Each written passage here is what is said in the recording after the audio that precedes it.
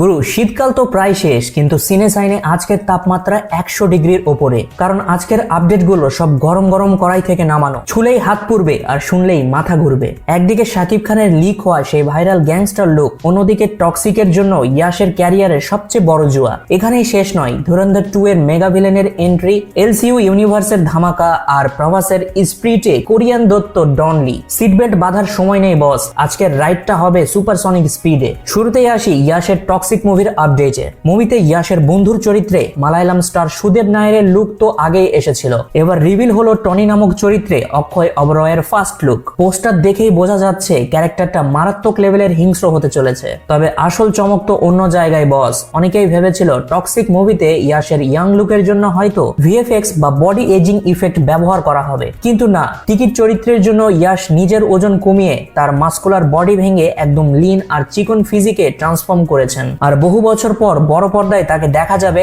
একদম clean shaved লুকে। ইয়াশের এই ডেডিকেশনকে সেলুট। কিন্তু গুরু, সত্যি কথা বলতে ইয়াশকে ওই বিয়ার্ড আর লম্বা চুলেই বস লেভেলের লাগতো। এই চিকন আর ক্লিন শেভ লুকে তাকে একটু অদ্ভুত লাগছে। আপনাদের কি মনে হয়, দাড়িওয়ালা ইয়াশ নাকি ক্লিন শেভ, কোনটা বেশি করা? কমেন্টে একটু জানাবেন তো। এবার আসি বলিউডের মোস্ট ব্রুটাল ফ্র্যাঞ্চাইজি ধুরন্ধর 2 এর খবরে। আগের পার্টে রণবীর সিং আর অক্ষয় খান্নার ওই মারমার কাটকাট অ্যাকশন দেখে তো সবার মাথা নষ্ট হয়েছিল, কিন্তু এবার মুভির মেইন বস মানে বড় সাহেবের চরিত্রে কে আসছে জানেন? গুঞ্জন একদম 99% কনফার্ম যে এই ডেঞ্জারাস চরিত্রে দেখা যাবে ইমরান হাশমিকে, সাথে ইয়ামি গৌতমকেও দেখা যেতে পারে এই পার্টে। জাস্ট একবার ইমাজিন করুন তো, রণবীর সিং এর ব্রুটাল অ্যাকশনের সামনে ইমরান হাশমির ঠান্ডা মাথার ভিলেনিয়াস এন্ট্রি। যদি এমনটা হয় তাহলে ঘটনা কিন্তু মারাত্মক লেভেলের ভয়ঙ্কর হতে চলেছে। ঢালিউডের মেগাস্টার শাকিব খানের প্রিন্স মুভির আপডেটটা শুনলে সাকিবিয়ানদের রাতের ঘুম হারাম হয়ে যাবে। গুরু, অ্যানিমাল মুভির সিনেমাটোগ্রাফার অমিত রায়কে তো সবাই চেনেন, কিন্তু বিষয় হচ্ছে এবার শাকিব ভাইয়ের প্রিন্স মুভিতে থাকছেন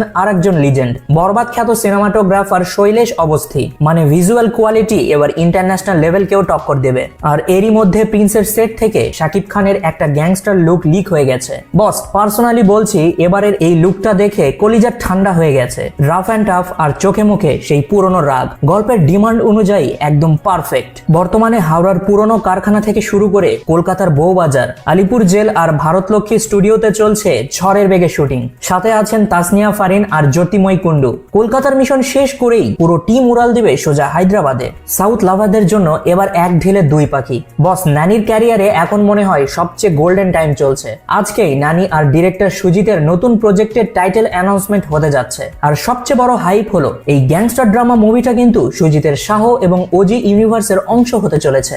দ্বিতীয় আপডেটটি হচ্ছে নানির প্যারাডাইস মুভির আয়াশের গানের প্রোমো ড্রপ হয়ে গেছে। গ্যাংস্টার লুকে নানিকে যা লাগছে না গুরু, একদম পিওর ফায়ার। তবে বস, এই আগুন ফুল স্ক্রিনে দেখার জন্য আপনাদের ওয়েট করতে হবে আগামী 21শে আগস্ট পর্যন্ত।